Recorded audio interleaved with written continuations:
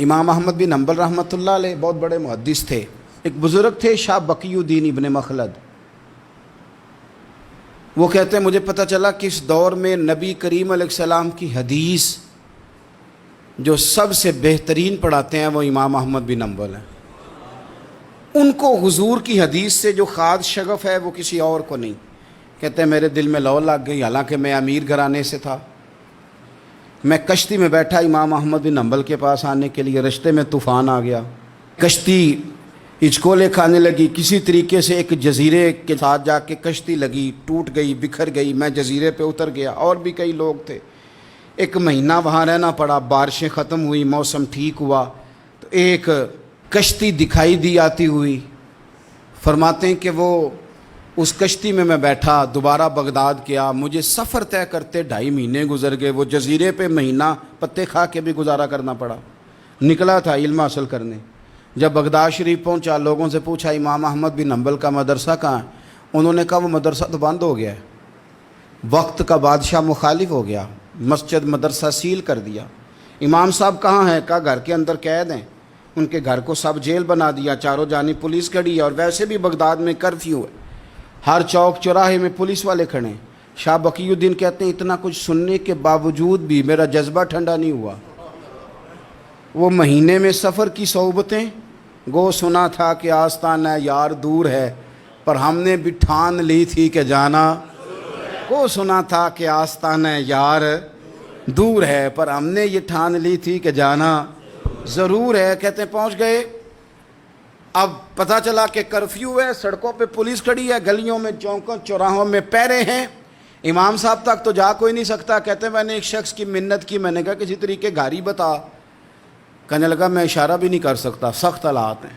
وہ کوئی طریقہ. میں نے جب زیادہ تڑپ کے کہا تو وہ شخص کہنے لگا میں ان کے گھر کے قریب تجھے لے جاؤں گا اور گزرتے وقت صرف آنکھ کا اشارہ کروں گا. کہتے ہیں میں نے کہا یہ بھی ٹھیک ہے. ان کے گھر کے تیری تلاش میں پھرے نا ہم جنگل پہاڑ اور دشت میں. ان کے دروازے کے قریب اس نے اشارہ کیا. شاہ بقی الدین کہتے ہیں کہ میں گھر دے کے آ گیا واپس. اب میں سوچنے لگا کہ کیسے امام صاحب تک پہنچنا ہے. بڑی تجویزیں سوچیں، بڑی تجویزیں. کام والا بن جاؤں، پھیری لگانے لگ جاؤں. پھر سوچا کہ اگر میں کچھ بیچوں گا ریڑھی پہ رکھ کے تو کوئی خریدنے نکلے گا، کوئی نہیں نکلے گا. کس طرح کروں، کیا کروں، بڑی سوچیں. بالآخر میں نے طے کیا. اللہ اکبر. میں نے نہ کپڑے پھاڑ لیے، امامہ اتار دیا. فرماتے ہیں کہ ایک پیالہ مٹی کا خرید کے گلے میں رسی سے باندھ لیا، اور امام احمد بن حنبل کی 3 گلیوں پیچھے میں نے دروازہ دروازہ صدا لگانی شروع کی. فقیر ہوں، اللہ کے نام پہ لینے آیا ہوں. کہتے ہیں ایک ایک دینار مانگتے مانگتے مانگتے مانگتے آزم یار مناؤن دی خاطر اساں کی پیز وٹائے. کہتے ہیں مانگتے مانگتے نا میں امام احمد بن حنبل کے دروازے تک آیا. امیر گھر کا بچہ تھا، بڑے پیسے جیب میں ہوتے تھے. امام کے دروازے پہ صدا لگائی کوئی ہے اللہ کے نام پہ دینے والا؟ کہتے ہیں وہ نور بھرا دروازہ کھلا. ایک گورے مکھڑے والا، سفید داڑھی والا، سونے امامے والا، چمکدار آنکھیں، نورانی شباہت. کہتے امام احمد بن حنبل باہر آئے اور جیسے ہی 1 دینار میرے پیالے میں ڈالنے لگے تو میں نے ہاتھ چوم کے کہا سونیا تیرے قربان جاؤں، میں دینار لینے نہیں آیا، محمد عربی کی حدیثیں سننے آیا ہوں. کہتے امام کی بھی آنکھیں کھل گئیں. کہنے لگے اس حال میں آزم یار مناؤن دی خاطر اساں کی پیس بٹائے. کہا حضور کیا کرتا، یہی ایک طریقہ رہ گیا تھا، میں تو کہاں سے چلا ہوں، کہاں پہنچا ہوں، کیا کروں.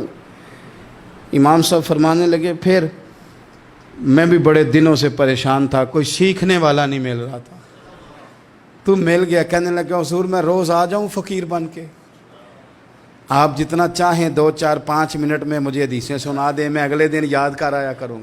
کہتے 2 سال لگ گئے. شاگرد کہاں ملیں گے ایسے، کہاں مرید ملیں گے، گزر گیا دور. کہتے ہیں کہ میں نا ہر روز فقیر بن کے جاتا، 3 گلیاں پیچھے مانگنا شروع کرتا، کوئی شک نہ کرے. 2 سال دروازے پہ جاتا، آگے پیالہ کرتا، امام 1 دینار ڈالتے اور مصطفیٰ کی حدیثیں سناتے. کہتے ہیں حالات بدل گئے. 2 سال کے بعد حکومت بدل گئی، امام کا مدرسہ بحال ہو گیا، رش ہو گیا. بادشاہ بڑا عقیدت مند تھا، جو نیا آیا اس نے بڑا کر کے ادارہ بنا کے دیا. جس دن میں گیا تو رش لگا ہوا تھا. کہتے ہیں حالات بدلے تو ہم نے بھی کپڑے بدلے، ہم نے بھی دوبارہ سے دستار باندھی. اور کہتے ہیں بڑے لوگ بیٹھے ہوئے تھے، میں جب داخل ہوا نا تو امام اٹھ کے کھڑے ہوئے. آپ فرمانے لگے پتر ادھر آ، تو آگے آ کے بیٹھ. لوگ دین سیکھنے آتے ہیں، تو فقیر بن کے مانگنے آیا تھا. اور میں بھی باقیوں کو پڑھایا کرتا تھا، تجھے میں دیا کرتا تھا. اور اب باقی پڑھا کریں گے، تجھے دیا جائے گا. اور آج تجھے سینے سے نکال کے دیا کروں گا. زمانے بدل گئے، حالات بدل گئے. وہ شخص چلا گیا، کون حکمران تھا کون نہیں تھا، لیکن استاد شاگرد کے ادب کی داستان قیامت تک باقی رہے گی.